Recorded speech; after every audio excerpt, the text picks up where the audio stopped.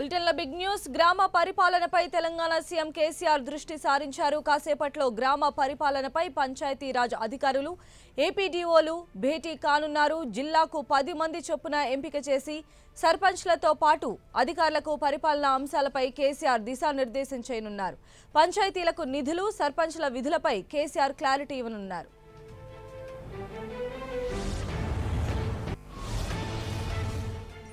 KCR meeting కి సంబంధించి మరింత సమాచారం కలుకూరి రాజు అందిస్తారు. రాజు, సంధ్య, తెలంగాణ రాష్ట్రంలో ఇటీవల జరిగినటువంటి గ్రామ పంచాయతీ ఎన్నికల్లో గెలుపొందినటువంటి సర్పంచులందరితో రాష్ట్ర ముఖ్యమంత్రి సమావేశం కావాలని నిర్ణయించుకున్నారు. దానికంటే ముందుగా వాళ్ళకి కొత్త పంచాయతీరాజ్ చట్టం, పరిపాలనా విధానాల అంశాలపైన అవగాహన కల్పించేందుకు వీలుగా కొంతమంది ప్రత్యేకమైనటువంటి అధికారులని నియమించడం జరిగింది. పంచాయతీరాజ్, సెర్పు, అదేవిధంగా ఎంపీడీఓ స్థాయి అధికారులందరినీ కూడా దాదాపు ఒక 350 మంది అధికారులు, అదేవిధంగా మరి ఈ గతంలో సీనియర్ గా సర్పంచులు పనిచేసి ఉత్తమ గ్రామ పంచాయతీలుగా ఎంపికైన వాళ్ళు ఎవరైతే ఉన్నారో వాళ్ళందరినీ కూడా ఎంపిక జిల్లాకు దాదాపు 10 నుంచి 15 మంది వరకు ఎంపిక చేశారు. వాళ్ళందరినీ కూడా తీసుకొని రావడం జరిగింది. ప్రగతి భవన్ లో ముఖ్యమంత్రి మరి కాసేపట్లో వాళ్ళందరితో సమావేశం కానున్నారు. వీళ్ళందరూ ఇప్పటికే ప్రగతి భవన్ చేరుకున్నారు. ఆ తర్వాత ఈ తెలంగాణ రాష్ట్రంలో వచ్చినటువంటి కొత్త పంచాయతీరాజ్ చట్టం ప్రకారం గ్రామ పరిపాలన విధానం ఏ రకంగా ఉండాలి, తెలంగాణ అనుకూలమైనటువంటి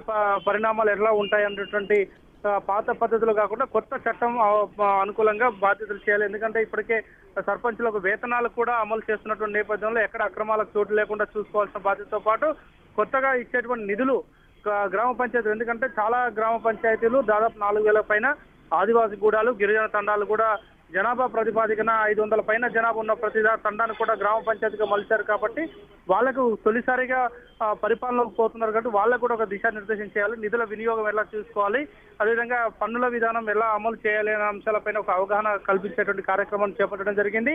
ఈ రోజు కేవలం వాళ్ళకి ట్రైనింగ్, ఒక మాటలో చెప్పాలంటే సర్పంచులకు శిక్షణ ఇచ్చేటువంటి శిక్షకులకు ఈ రోజు ముఖ్యమంత్రి ఒక అవగాహన కార్యక్రమాన్ని కల్పించేటువంటి ప్రయత్నం చేస్తున్నారు. ఆ తర్వాత 5 రోజుల పాటు రాజేంద్ర నగర్ లో ఉన్నటువంటి పంచాయతీరాజ్ సంబంధించినటువంటి సెపాటు కార్యాలయంలో 5 రోజుల పాటు ఎంపిక చేసినటువంటి వాళ్ళకి విడతల వారీగా ఒక ప్రత్యేక శిక్షణ కార్యక్రమాలు కూడా జరపాలని చెప్పేసి నిర్ణయించుకోవడం జరిగింది. దానికంటే ముందు ఈ ట్రైనింగ్ ఇచ్చేటువంటి అది ఆఫీసర్స్ ఎవరిందో వాళ్ళకి ముఖ్యమంత్రి కొత్త పంచాయతీరాజ్ చట్టంలో ఉన్నటువంటి అంశాలు, నిన్న మొన్న ముఖ్యమంత్రి కొన్ని అంశాలు కూడా చెప్పడం జరిగింది. ప్రధానంగా కొత్త పంచాయతీలు ఎలా ఉండాలి, మొక్కల పెంపకంతో మొదలుకుంటే ఇళ్ల అనుమతి వరకు, పన్నుల విధింపు వరకు, వసూళ్ల వరకు సర్పంచ్కి ఎన్ని బాధ్యతలు ఉంటాయి. గతంలో లాగా కాకుండా ఒకవేళ సర్పంచ్ ఏదైనా తప్పు చేస్తే తను తొలగించేటువంటి అవకాశం కూడా, సస్పెండ్ చేసేటువంటి అవకాశం కూడా ఎలా ఉంటుంది.